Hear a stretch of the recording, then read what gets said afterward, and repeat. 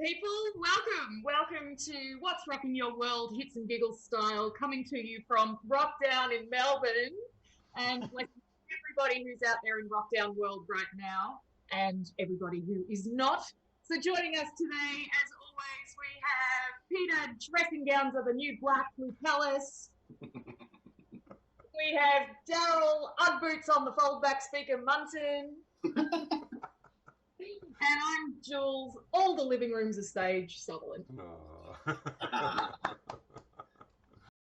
here we are for our Rockdown special of What's Rocking Your World, where we have a little chat about what we've been consuming, listening to, watching, absorbing in the music and pop culture theme of things.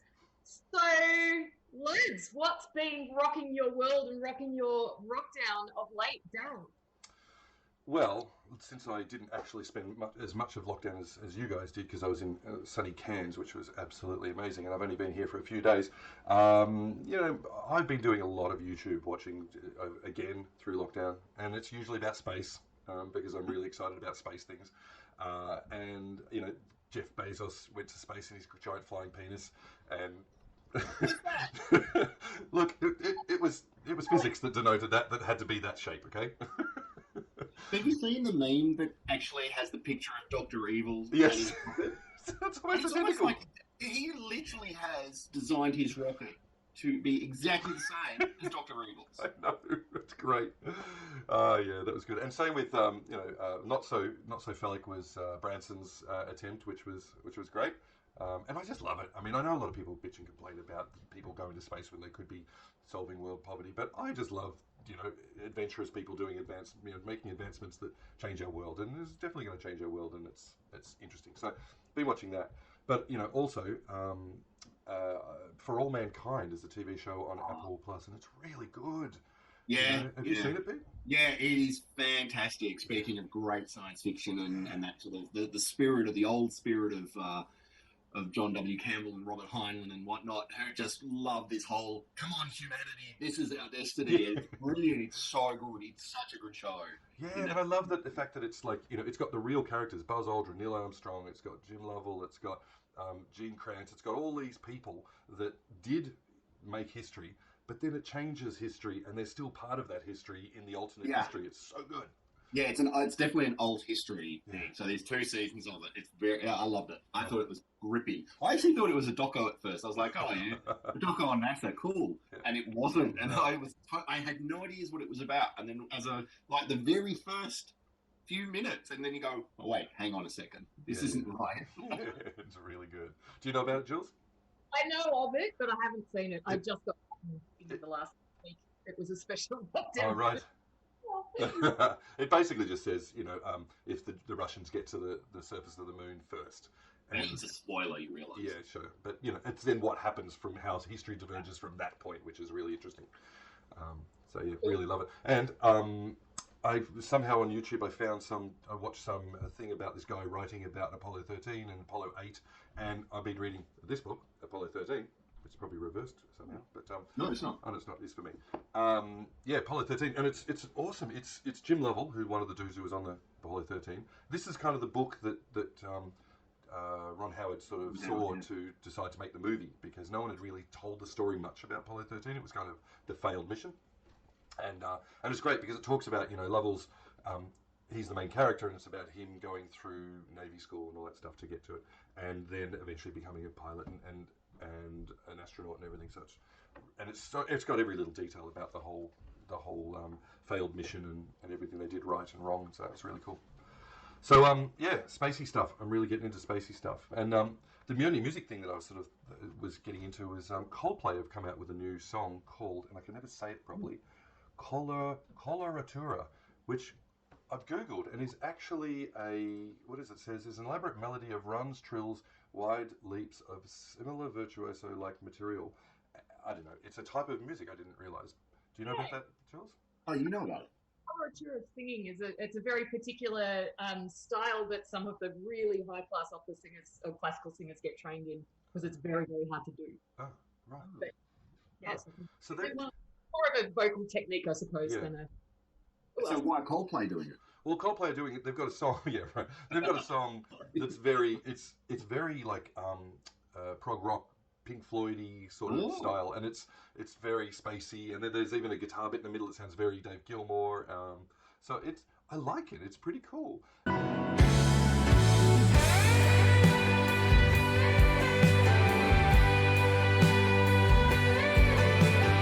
But it then brought me to, they're coming out with a new album in a couple of months, I think, which sounds like it is, complete departure again, which they seem to do a lot. And they've gone down to this prog rock sort of style. But they've got another song on that album, or that just came out recently. Was it called something about, The Higher Power? And the video clip is amazing. It's this full CG dystopian world where he's dancing around, and there's all these digital sort of dancers dancing around. And Chris Martin awkwardly dancing with them. It's just awkward. And the songs are very, a dancey sort of track. So it's not really something I like listening to. But the video clip's amazing, except for his awkward dancing. Is he intentionally awkward, do you think? Or is that like part of the humour, or is it just awkward? I think it's just awkward. I'm not 100% sure, because he's trying to get into it, but it's like a dad dance, It's not exactly what you want. But then, and that got me down looking into Coldplay stuff again, because I loved Rush of Blood to the Head and Parachutes. They were amazing albums. And then they've done this a few years ago. They did a live performance of their album in Jordan on the top of this citadel with like all these drones taking footage of them in Jordan with this amazing location, and all these Jordanian, I guess, call them, people singing with them and dancing around with them. It's beautiful, absolutely beautiful. So we'll put a link in for that. It's incredible, and it's like they're trying to promote some sort of harmony over there, and they're really getting the different people involved in the performance. So yeah, it's gorgeous. She say, I wanna know where I can go. I can get drunk with my friends. So that's what's rocking my world. Nice work. Yeah. What about you, Pete? Lots of what's rocking my lockdown. Lots of video watching and lots of video games. I did manage to catch the before lockdown Black Widow, the new Marvel film. Of course, I had to first day, which was awesome. It's basically Marvel does James Bond but better. Oh, really? Yeah, because Black Widow, she's a super spy basically. That's her character. That's what Natasha is. So it's got that very more later era Bond, like, which is just massive action, super action and stuff like that. But it is it sort of is an origin story for her in a very different kind of way. I actually really liked it. Very different, actually, I would genuinely say. And the director is Australian woman who's had some films show at like Cannes Film Festival. I don't think she's had directed any mainstream.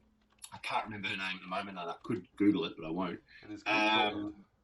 Yeah, but amazing, really different, genuinely different, and I think it really suited. And it's a pity. I'd like to see more. I'm sure everyone's seen films, but she's dead, so hopefully she'll come back, because I think she's actually one of the strongest characters in the Avengers. Other than the fact that she's also damn gorgeous in Black Panther, but she's also a brilliant character, and Scarlett Johansson does a fantastic job at a very good female superhero character. Oh, right. It's just outstanding. I think she's one of the best, easily. Just looking at the director, what's her name? Kate Shortland. She directed Somersault, which was a pretty nice Australian film. Right. Yeah. Very different approach. And I've seen some sort of interviews, and it's she had it was Scarlett Johansson she picked her to direct. She said, I want this person to direct it. And she had a lot of freedom and creativity with bringing her own special type of directorial style that was apparently very, very different. So that was really good. That was before lockdown, but during lockdown, I did catch. I don't want to talk too much about it, but Descent into the Maelstrom, which is a documentary from 2018 on Radio Birdman. I won't go too much into it because I want to talk about Radio Birdman in the next episode, the full episode when we do Australian Oz Rock. But fantastic doco. So fairly recent. It's all like footage and interviews with the members, like now as old men. It's kind of funny looking at them. amazing band, one of my favourite bands, one I think of the most important bands in Australian music history, rock history. So yeah, I'll definitely going to talk about them in the next episode when we do it. So I watched that. I just hired that off iTunes, just or Apple TV, whatever it's called now. Yeah. Yep. And I've been really, really getting into, again on the Apple TV thing, is Physical. Is with Rose Byrne. And I thought it was going to be this sort of whole 80s pastiche, which it obviously it is because it's set in that early 80s period. But it's not a pastiche at all. And it's more about sort of the post-feminist wave, early 80s, where women were basically, where was feminism in the 80s for women, and the whole body image thing, and how the aerobics, that vehicle, and really interesting. I'm a little bit hooked. I'm surprised because it's not science fiction or superheroes, so I'm like, wow, why am I'm so loving this show? Could be the aerobics costumes, and the that disco techno 80s sound. But no, it's a really good, dare I say it, feminist critique, actually. Oh, cool. And timely, I think. I think there's a lot of it, a lot of things that in some shows that things hadn't changed in the 80s. You think about what was happening in, like, from 71 and what happened in that wave of feminism. And then, what was happening for women in the 80s in that time, and actually nothing much had changed at all. And I think only now we're starting to actually see some actual changes for women in the workplace, in their family dynamic, and all that kind of thing. So yeah, really interesting. You ready to do this thing? Well, now you've done it. She sees what a mess you are. Actually, Yeah, awesome. Well, my Rockdown watching particularly has been around this docu-series that's on Netflix called This Is Pop. Have you seen it or heard of it? No. I was skeptical. I was like, it's one of the Netflix productions, which doesn't mean anything because they're actually producing some pretty awesome stuff. But it's called This Is Pop, but it's got this bright coloured sort of icon and all of this. And I thought it might just be kind of cheesy, and not that I have any aversion to cheese. Everybody who knows me in our audience would know, and hence why I've brought my friends in Decent Obsession.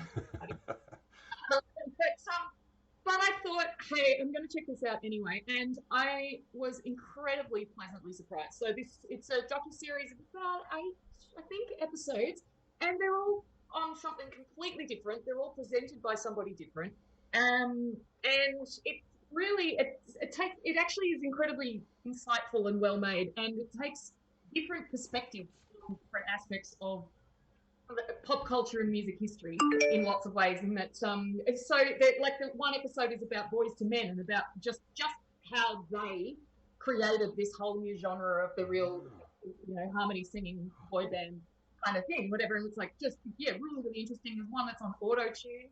And God. Game changer for the music.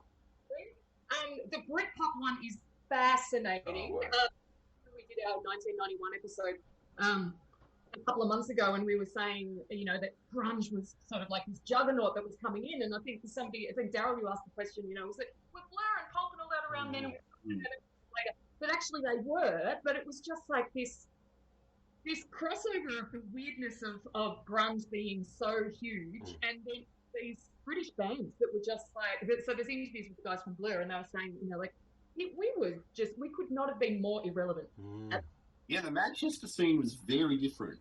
Yeah, the global scale that they, ended up, like the global music scene, it was just like basically everybody just bow down and hail grunge, and I think they juxtaposed like, Smells Like Teen Spirit and Park Life, it's just sort of like, we've got the angsty, disenfranchised American youth, and we've got, and he's rudely awakened by the dustman. I love that song. Like, they were just like, we were silly and irrelevant.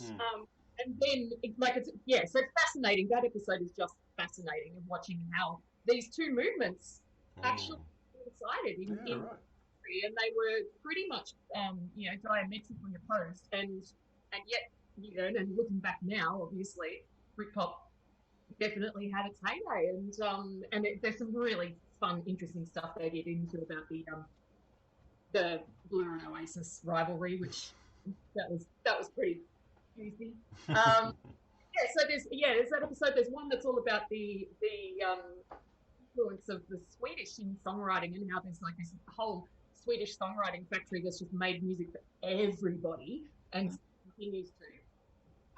There's one in country music, whatever, and there's one on festivals, on music festivals, which I just watched yesterday, and I'm actually quite moved by it, because particularly watching it right now at a time when, I mean, presumably this series was made just before COVID hit, because there's no mention of COVID in it, and I would have thought, they're pretty great with their context as far as all of this stuff is concerned, which is actually what I really liked about it. But so the festivals one, it's sort of, it's much more than what you would discover if you were just to Wikipedia history of music festivals kind of thing. It's like they take it right through from where it started with the Monterey Pop Festival, which had like Gigi and Janice and Mums and the Puppers and Jefferson Airplane and all of that.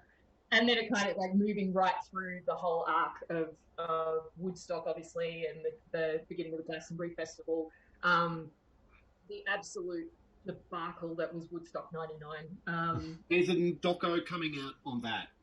Right. The mention of Woodstock. I'm waiting for it to be released. I'm dying to see it. About the original Woodstock or the debacle? Woodstock '99, right. which was...